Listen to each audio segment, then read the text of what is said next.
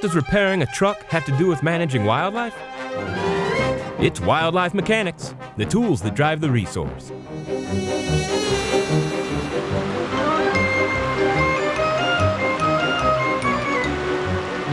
Hey, you guys, I wouldn't worry about fishing there. There aren't any fish. Fish and Game doesn't know how to manage that river. Dad, you work for Fish and Game. How come that guy's mad at you?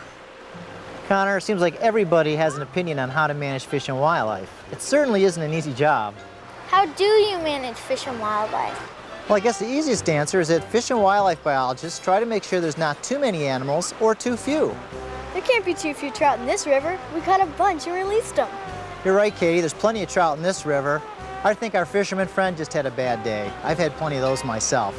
It's the salmon I'm worried about. There's a lot fewer salmon here than there used to be. Hey, I got an idea. We're doing some research on salmon right up the road. Why don't we go take a look? Research? Yuck. Research sounds boring. I want to see a bunch of geeks in white coats looking through microscopes. Can't we just stay here and catch another big trout, Mr. March? Come with me and I'll show you some of the biggest fish you'll ever see. And I'll show you that research can be really exciting.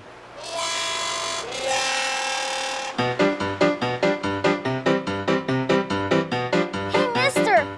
My dad said we're going to see some really big fish. Want to follow us? Sure, may as well. Nothing going on here. Whoa! Why aren't we catching these? Because there's not very many of them left in this river.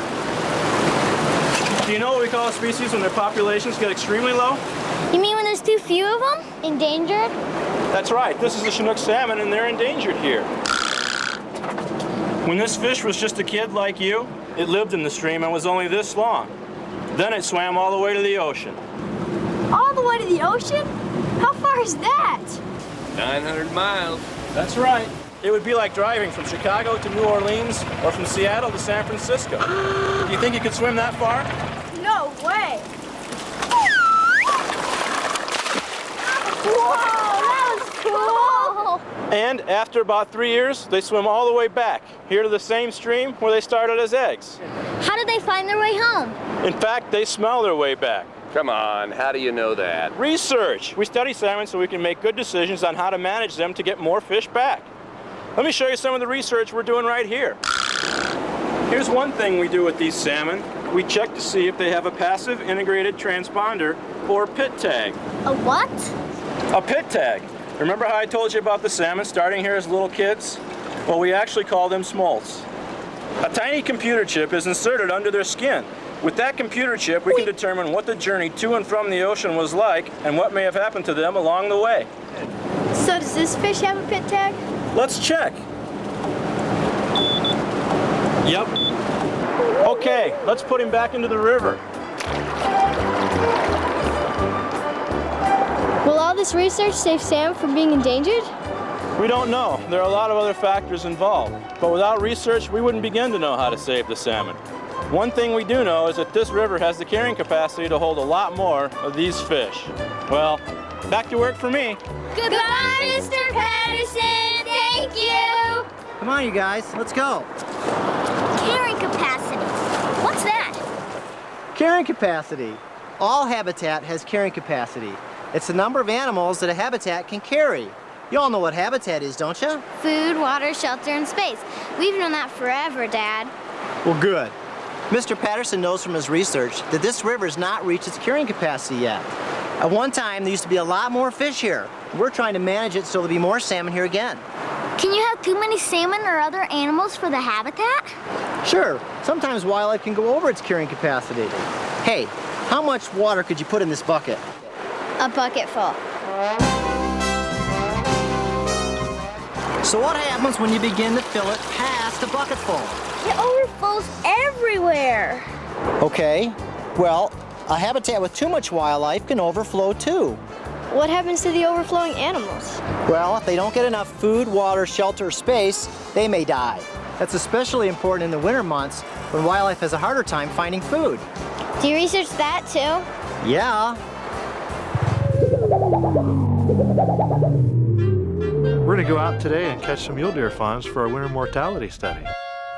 We're going to use a helicopter to go out and find some mule deer fawns and run them into these big long nets that we've set up. Will they get hurt? Oh no, the nets are designed to fall down as soon as the deer hit them, and they're pretty tough. These fawns are bigger than you think. In fact, most of them are bigger than you are. Bigger than I am? I thought those little spotted fawns were puny. Well, they were last spring when they were born, but now 6 months later, they might weigh up to 80 or 90 pounds. What do you do when you catch them? Come with me, I'll show you. You guys ready to go to work? Us? Sure, we can use all the help we can get. Okay. Helicopter 206, 303. 82. He's going to try to guide them with the helicopter into the nap. Go, go, go! On that deer. Okay, hold on to those forelegs, okay? Put your head right there, okay? Okay, hold that. If it starts moving, if it starts moving, you push your head down and just squeeze on tight. What's the collar for? We're going to use this radio collar to track where this deer moves. It also has a signal in it that will tell us if it stops moving. And if it stops moving for a period of time, we're going to know that it died. If we get a signal like that that suggests the deer's dead, we can go in on the ground and try to figure out what killed it. Keep the tension on that. Lift it up. Why are you weighing it? We're weighing the fawns because it gives us a pretty good indication of what condition the winter range is in. Let's see. Pull it the whole way off the ground, and when it's clear, girls, can you read that for me? What's that say? 80. 80 pounds. Wow, it does weigh more than me. The weight of the deer is probably one of the best indicators to tell us whether or not the fawn is likely to survive the winter. Ready? Go.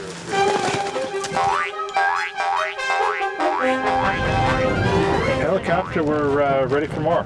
More deer! More deer! Everybody down. Here they come. Shh.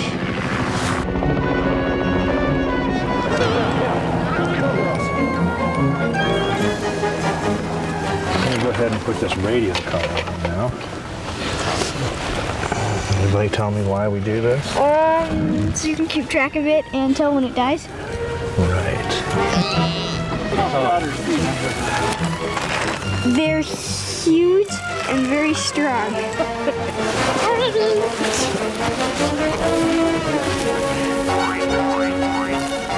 Okay, that's the way you do it. How does finding out what kills a deer help you manage deer? Some people think that predators are the main reasons that fawns die. And sometimes that's true. But we've learned from our research that sometimes fawns are dying from predators because they're weak and malnourished. And that sounds like a habitat problem, not a predator problem. If it's a habitat problem, it would affect the carrying capacity of deer, right? Whoa, you two really do know your stuff. Say, are you two thinking of being biologists someday? Yeah! What did you two learn about wildlife management? Well, you guys have to get up really early. It's cold and it's really hard work. But it's very cool. Whoa! Dad? Ouch! What are you doing under there? What happened to you two? Us? What happened to you guys? I can't get my truck started. I don't know anything about these things. Having trouble? Yeah, you know anything about trucks? Yeah. Feel free to have a look, thanks. What about you guys? Did you learn anything? Yeah, well, my uncle says we have a lot less deer in elk because of predators, but we learned that a lot of times when prey is caught by predators, it's because they're weak, and that's a habitat problem. That's why research is so important. We can't afford to guess about wildlife. I wouldn't want to guess about wildlife any more than I would about my own health. If you were sick, you wouldn't want the doctor to guess what was wrong with you, would you? Heck no. That's why they go to school for a bazillion years, so they don't have to. Wildlife managers have had a lot of training and a bazillion years of college and experience. They feel just as responsible about wildlife as a doctor does about your health. So with all this research going on, wildlife management must be pretty easy, right?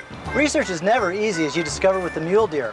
But science isn't the hardest part anymore. It's people.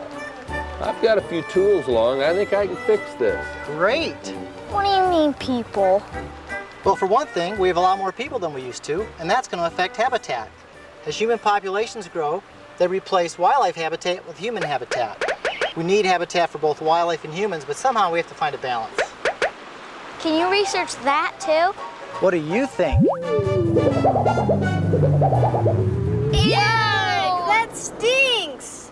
Stink is good. That's what brings the bears in. Bears? That's right. You guys are gonna help us set a trap for one. Why would we want to catch a bear? Let me guess. Research. Yup, then it's time to get to work. Grab a pair of gloves and let's get a start on the snare. Are you two biologists? You bet. We both have bazillion years of school and lots of experience trapping bears. Hey, you guys know why the chicken crossed the road. Do you know why the bear crossed the road? To get to the other side? Right. However, we're not trying to figure out why the bear crosses the road. We're more interested in how and where. Is this something that helps you manage animals?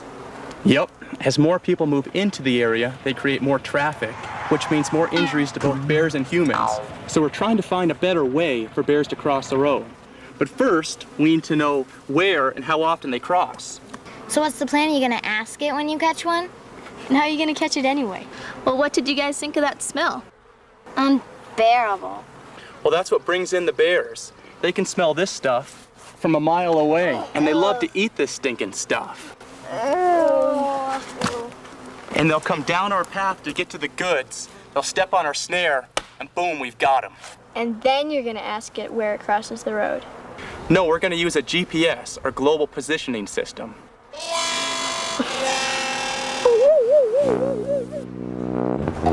Whoa, look at that! Wow, there's a bear in our trap.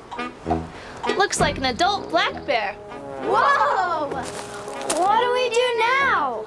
This is a jab stick that has a syringe on the end with a drug in it. It'll put the bear to sleep before we work on it. That's good.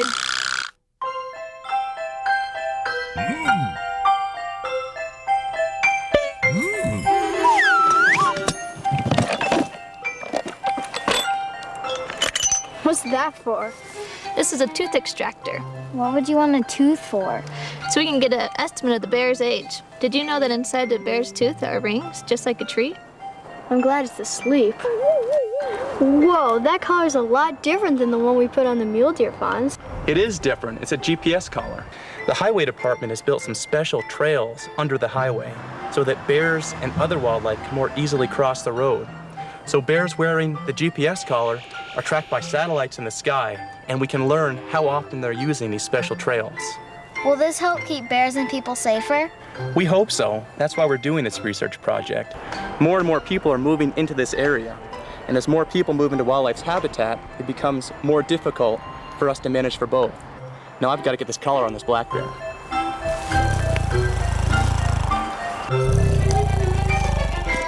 Hey girls, it's time for you two to get out of here.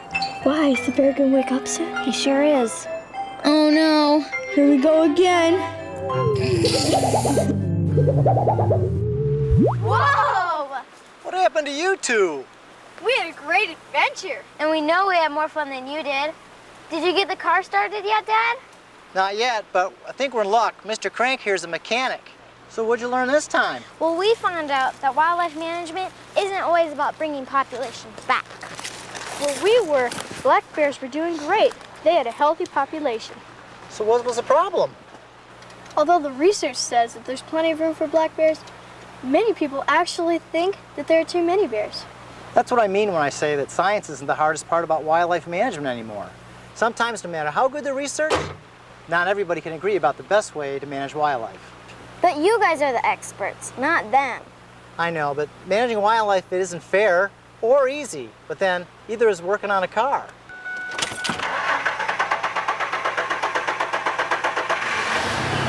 Hey, how'd you do that? Well, the oxygen sensor was loose from the exhaust manifold and it wasn't sending a signal to the injectors, so I just tightened it up and it fired right up. Huh? I don't know what you just said, but I couldn't have figured that out in a million years. Well, most people think that it's easy fixing cars, but I've been a mechanic for years and it takes a lot of experience and a lot of knowledge. Dad, that's sort of like wildlife management. Yeah, I guess it is. Just like I've learned over the years how to take care of cars, I guess wildlife biologists have learned how to take care of wildlife. Thanks for fixing our car, Mr. Crank. You're welcome, young lady, and sir, I'll make a deal with you. I'll take care of your car, you take care of our wildlife. You betcha.